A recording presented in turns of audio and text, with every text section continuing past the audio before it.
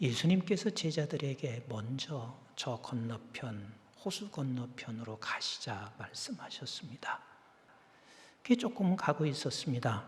그런데 이 호수에 큰 광풍이 일어났습니다. 그 호수에 침몰될 위기에 처해 있었습니다. 이때 예수님은 잠이 드셨습니다. 제자들이 정신없이 깨웠을 것입니다. 자, 예수님이 일어나셔서 이 바다 꾸짖으시고 그래서 잔잔해졌습니다. 그리고 나서 주님은 제자에게 이렇게 말씀하십니다. 내 믿음을 어디다 두고 있냐? 세상은 질풍노도합니다. 그래서 어떻게 상황이 벌어질지 아무도 모르는 이 상황 속에서 그 상황이 어떤 상황이든 너는 내 믿음을 꼭 붙잡고 살아가기를 원하시는 그 믿음, 이것이 어떤 믿음이길래 주님이 말씀하시고 계신가? 세 가지 믿음을 말하고 있습니다. 하나는 주님만이 최고의 통치자다. 최고의 통치자라는 이 믿음을 가지고 있을 때야 비로소 그는 이 세상이 두렵지 않거든요. 하나님의 백성들에게 이렇게 살기를 하나님이 그토록 원하시고 계세요. 다니엘서 3장에 보면 느부갓네살 왕은 바벨론 통치 시대의 바벨론 왕입니다. 그 당시에 느부갓네살 왕은 세계의 통치자나 마찬가지입니다. 느부갓네살의 금신상을 만들어 놓았습니다. 그리고는 그 금신상 앞에 절하게 하고 있지만 이 세 친구는 절하지 않습니다. 그 위에 계신 통치자이신 하나님 앞에 내가 그분에게 무릎을 꿇습니다. 그가 확실한 게 있습니다. 그 통치자보다 위에 계신 통치자가 있다는 사실을 이는 그 믿음을 어디에 두지를 않았단 말이에요. 언제나 이 믿음을 꼭 붙잡고 가고 있단 말이에요.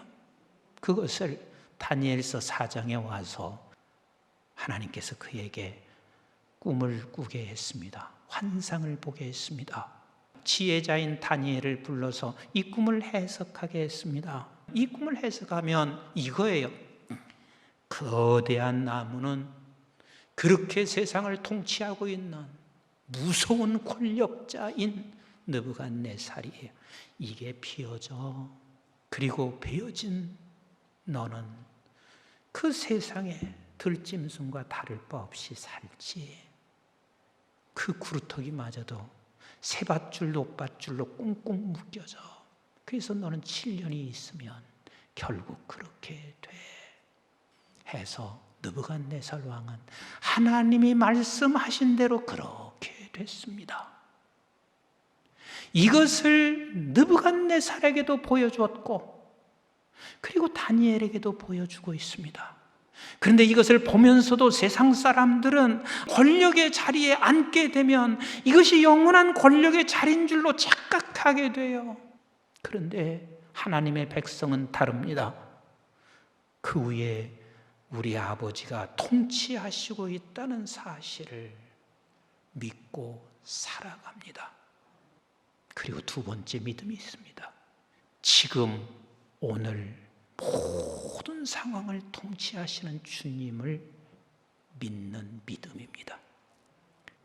사람이요, 잘 될 때도 이 믿음을 붙잡지 않잖아요. 그러면 어떤 상황이 되는 줄 아세요? 잘 될 때 우리 하나님이 통치하시고 있다고 생각하는 사람은 겸손합니다. 감사해야 합니다.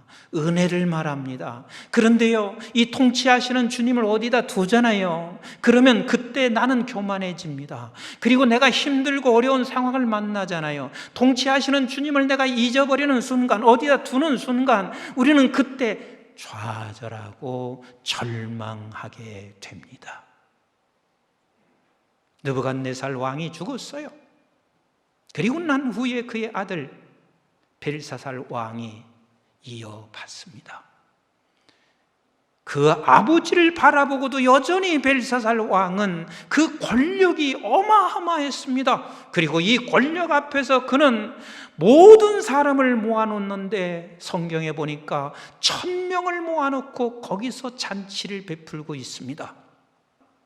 연회를 베풀고 있는 그 순간에 갑자기 벽에 10글자가 딱 박혔습니다. 메네 데겔 우바르신 하고 10글자가 벽에 꽉 박혔습니다. 이 메네라는 말은 숫자라는 말이에요. 결국은 아무리 내가 어마어마한 권세와 권력을 가지고 있다 손쳐도 결국은 하나님의 수에, 하나님의 숫자의 날만큼 너가 있는 것뿐이야. 그리고 대결이라는 말은 무게라는 뜻입니다. 통치자가 보았을 때는 네가 가지고 있는 권세 아무것도 아니야. 가벼워. 저울로 재면 그건 아무것도 아닌 가벼운 거야. 그리고 바르신 분열이다. 내가 이제는 두동강이가 나게 될 것이다.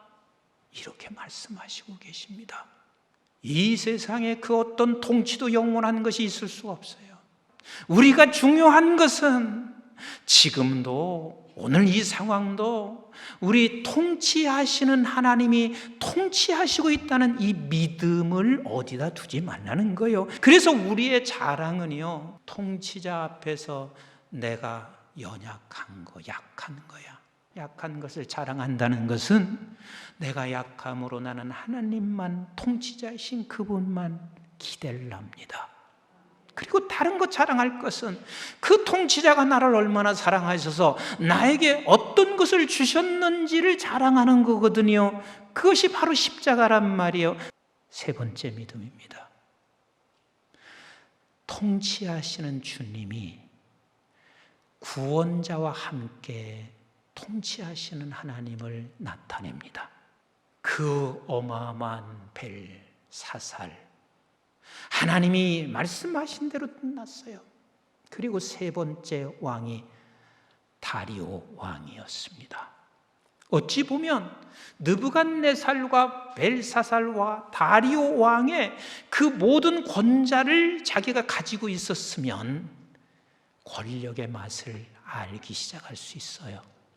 그런데요, 다니엘은 하나님이 통치자요, 지금도 우리 하나님이 이 상황에도 통치하시는 하나님이시고, 통치하시는 하나님이 나를, 구원자인 나를 통하여 하나님이 드러나시고 있다는, 통치자가 드러나고 있다는 이것을 꼭 붙잡은 사람이요. 다리오 왕의 어인으로 모든 나라 사람, 어떤 백성이든 간에 당신이 섬기고 있는 신에게 30일만 기도하지 말라 하는 이야기였습니다. 그 결과로 그가 사자굴 속에 들어갔습니다. 사자굴 속에 들어가는 순간까지도 믿음을 어디에 두지를 않아.